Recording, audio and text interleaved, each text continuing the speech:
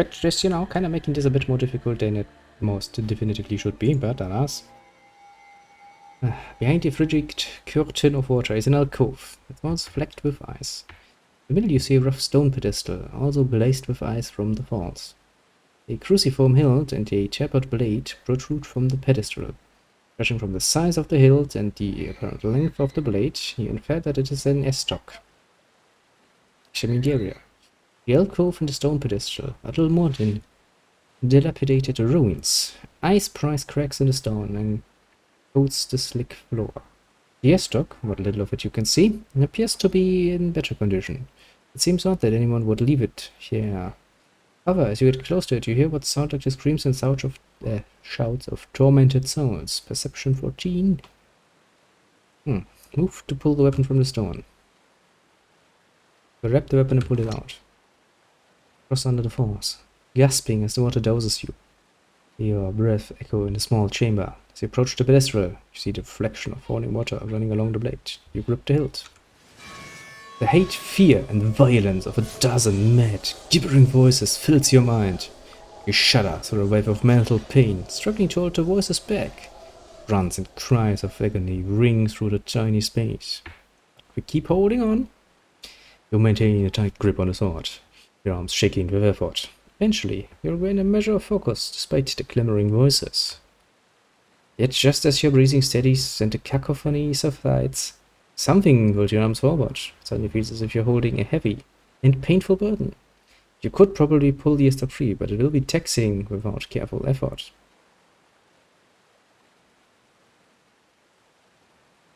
Intellect 11, brace against the pedestal to pull the estoc out. Climb on top of the pedestal and adopt the wide stance for better leverage. Inspect the blade. The blade is of a fine, sturdy steel. Peering closer, you see part of a poem written along the blade. 'Tis a traitor's fate to sleep and never rest, whilst knowledge of his deeds stays lodged within his breast. But earnest penance heals the sorrowful man, and worthy action stays the executioner's head. Draw 3. Cling! Yet, when you try to release the estoc, it remains stuck in your hand. You feel something within the weapon, grasping at your soul and binding to it. Look at the blade, you see new writing glowing from the metal.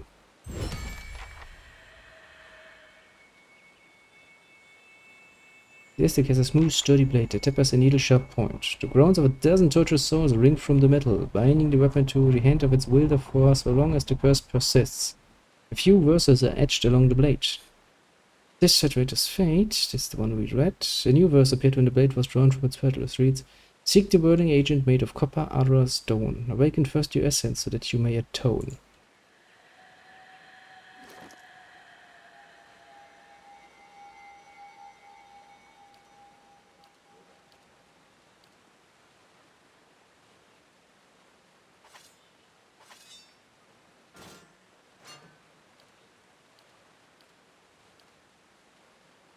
Great is like, I'm not going to let you change your equipment any longer. Interesting. A very direct interpretation of the idea of a cursed item. Kinda like it, actually. I mean, don't get me wrong, this is a pain in the ass because this is going to be very much bad for my survival rate. I will now lose an opportunity to block damage. But still, I would admit, an interesting idea.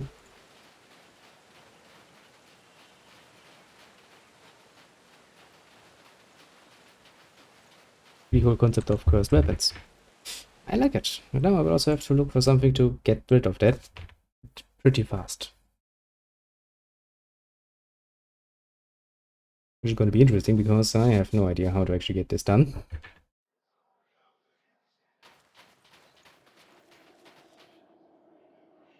Why do you need to give me more fucking ice blights? I hate those things.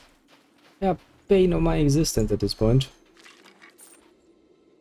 That's because I have not yet found any good way to actually deal with them.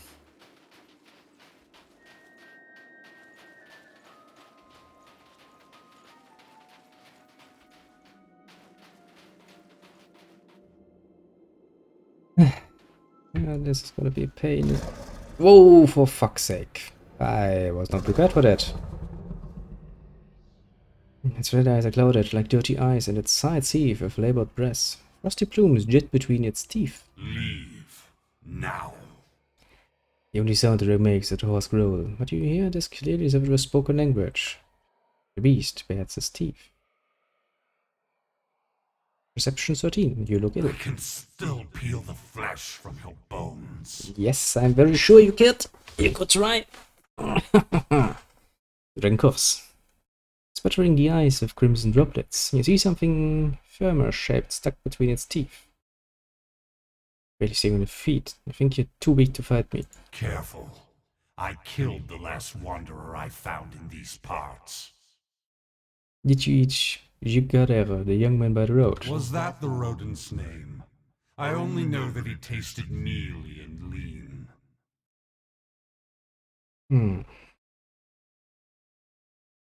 He came looking for a soul twin. What did that have to do with you? Centuries I've lived. I won't share my soul with some mewling youth.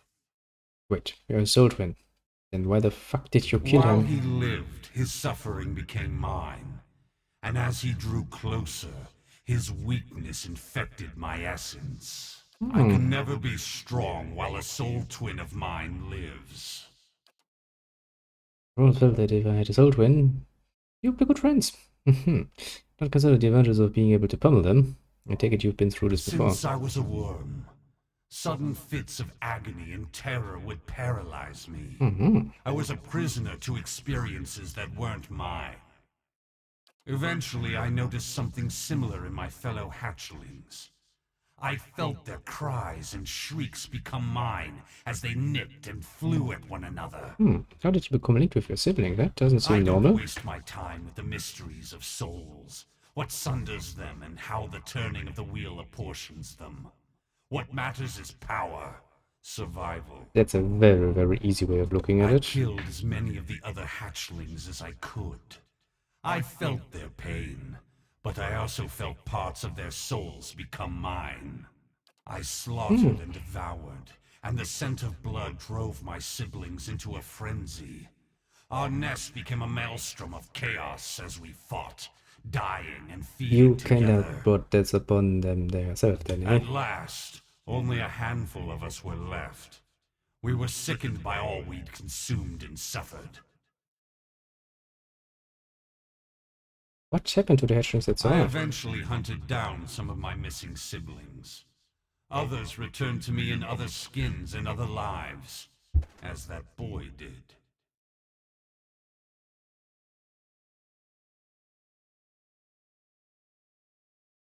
Would you have grown stronger by uniting? Remaining fettered to them, hoping they never think to turn on me. As interesting as this conversation has been, I've had enough of it. He picks at his teeth with a claw and finally pops the leg bone free. Chews on the morsel, with eyes fixed on you.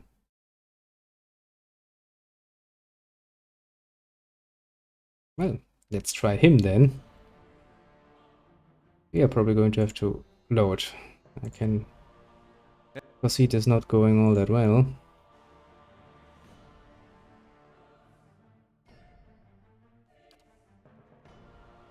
Hey.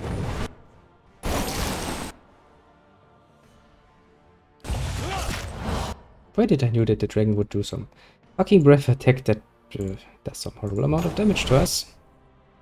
Right, because obviously he would.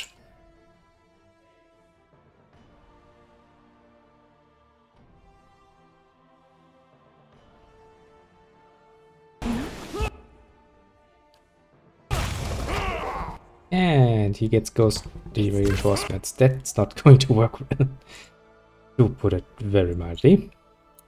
Because if those ghosts actually manage to, get me paralyzed, like they do, then my healer's out.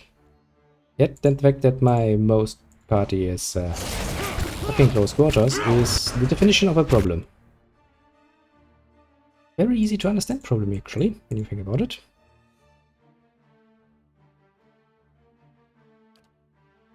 But yeah, it certainly doesn't seem like the sort of situation that, no, not with this party, honestly.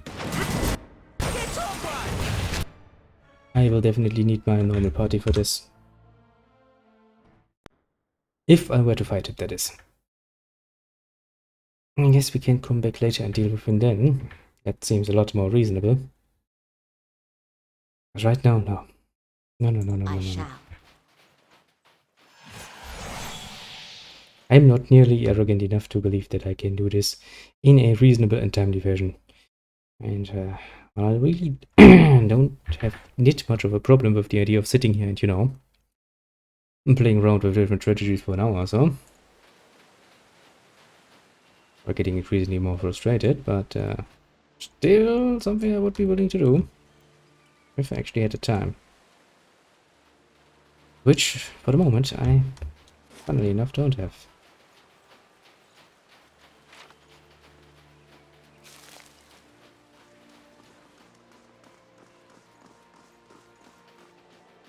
Oh, then I remember seeing a few people that I want to murder down here. Well, want to murder is maybe a bit far. Hey.